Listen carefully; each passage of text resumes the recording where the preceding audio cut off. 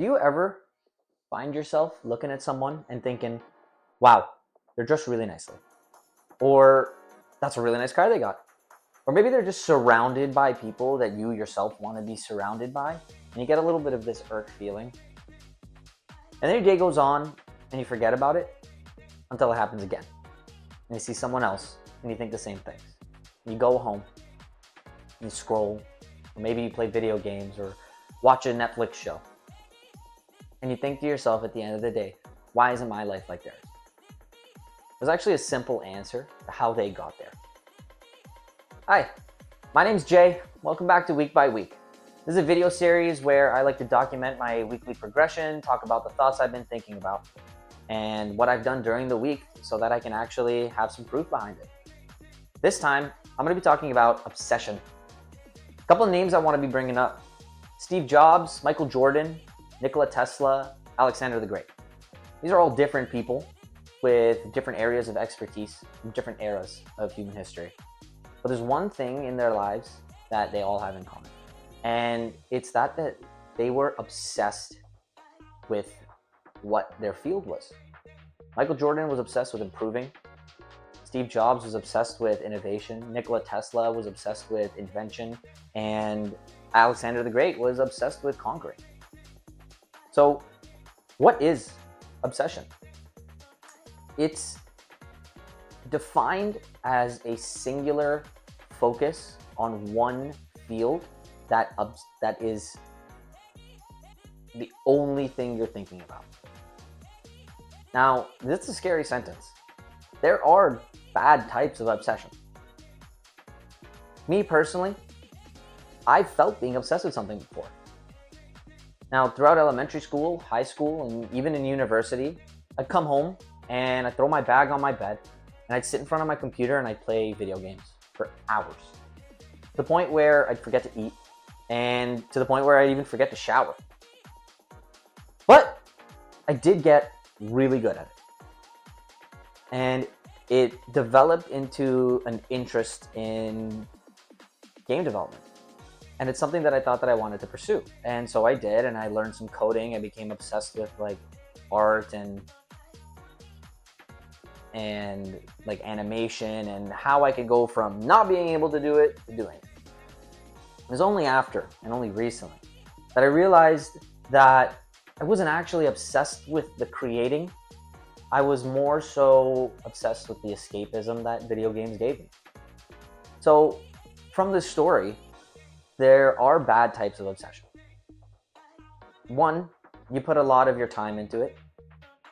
Two, you put a lot of your effort into it, right? You know, as much as it sounds like nothing, you still have to do something, but it could be bad. Like I put a lot of time and effort into trying to be a game developer, but really it was just games that I was playing and I became obsessed with, and I put a lot of effort into it.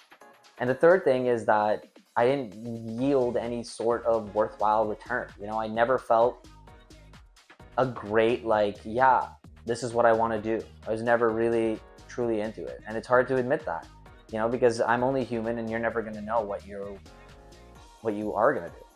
What I do know is that in the back of my head during these years, I always had like a gnaw.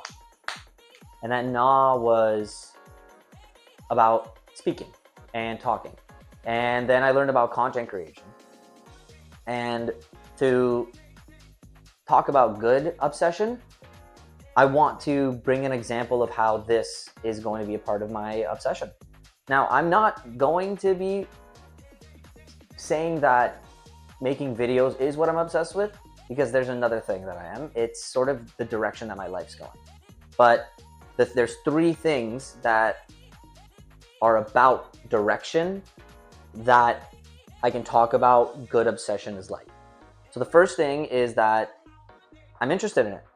You know, but who isn't? Who doesn't want their life to go in the direction they want it to? But I am interested in it and I want to work on it. So I have that will. The second thing are your thoughts, right? You have to be thinking about it just innately.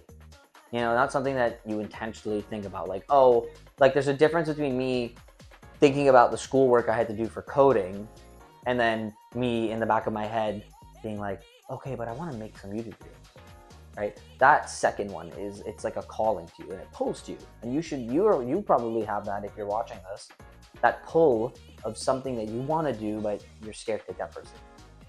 And the third thing that good obsession does is that you feel a reward from it. Now, it doesn't have to be a big reward. It can be, but that'll go into what I'm going to talk about next. So when you do find your good obsession, how do you become obsessed about something? Because you can't just say, I want to do this, I am now obsessed with it. It doesn't work like that. Obsession is somewhat of a snowball effect, where it starts small and it'll roll and roll and roll and roll and roll until it becomes massive, right? No one becomes amazing at something immediately. It's always a learning process. And the first step is obsession, right? So find whatever you want to do and action it. Start something. That's why I started this video series. You turn your thoughts into reality, and those thoughts become action, and those actions give you a reward, and you become better, and you loop it back all the way around to your thoughts.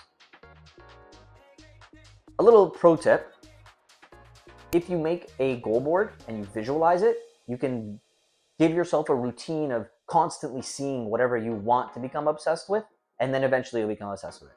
So like I said, my obsession is going to be the direction that my life is going. I want it to go into a specific view that I have. And so I created a goal board. And behind me, or like a manifestation board, I guess, I have like a bunch of photos that I printed out of things that I want to be better in. I edited a photo of my bank account that had 50K. I said in the last video that I was exploring my faith, so there's a cross up there. There's a photo of a plane because I want to travel more. Photos of my family because I love my family and I want to stay in my life and I want to build a bigger family. I've got a photo of some code because while I wasn't directly like into it, I still appreciate the fact that I learned from it, and I maybe, see some potential in me learning it. Again, like better and really like doing something instead of relying on assignments. What else did I put up there? I'm gonna take a look. I got a photo of a house because I want to own my own house one day. Who doesn't? It's great. I have a TFSA photo because I want to start learning about investing, not just the TFSA, because I think that it has some potential in being very good for financially. And I look at it every single morning when I get up and I say, this is my life. You have to believe it, whether you're there or not. And that's how you slowly become obsessed with something. Slowly action it, little by little, to the point where it's all that your life is creating the momentum towards. And then before you even know it, you're going to realize you're obsessed with whatever you want to do. So now I'm going to go into the part of the video where I'm going to talk about what I did this week. So this week, I told myself last Sunday that I was only going to record on Sundays. But on Monday, I was thinking about topics already. And I wrote a script on Wednesday. I wanted to see my niece. And so yesterday I went and I visited. I made this goal board, which I've been putting in my productivity planner, like I mentioned last week I had. And I wanted to learn more about my language. So I've been learning 2 new words a day.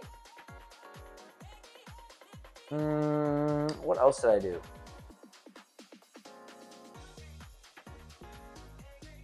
I mean, most of it has just kind of been planning this video, because this is like a big part of what I want to do, and it's going to be something that, requires a lot of effort. So putting in those steps every day really help. But as long as I do like these little things so that I have something to talk about, I'm happy about the content that I can put into this video. So just to recap everything, there's 2 types of obsession, good and bad. You got to learn how to hone it and then how to action it, or how to become obsessed with something. So bad obsession, it takes your time, takes your effort, gives you nothing back. Good obsession, you're interested, it's your thoughts, and you get a return on the actions that you're doing. And then that's once you decide, hey, this is actually my good obsession, how do you do it? You just start. So whether it's bad or whether it's good, read some books about it, watch a YouTube video, make a plan, and start working towards your goals. Once again, my name's Jay. This has been Week by Week, and thanks for tuning in. I'll see you next week.